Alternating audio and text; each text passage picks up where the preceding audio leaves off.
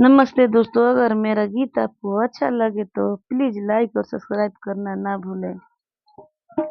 परवा की नईकी में हरिया हो करे लगन में हाय हाय। परवा के नईकी में हरिया हो करे लगन में हाय हाय।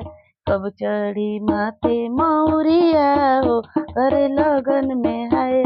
कब चढ़ी माथे मौरिया हो करे लगन में हाय।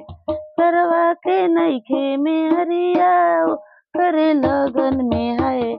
कब चढ़ी माथे मौरिया हो करे लगन में हाय। बरियतियन के नईखे में हरिया हो करे लगन में हाय।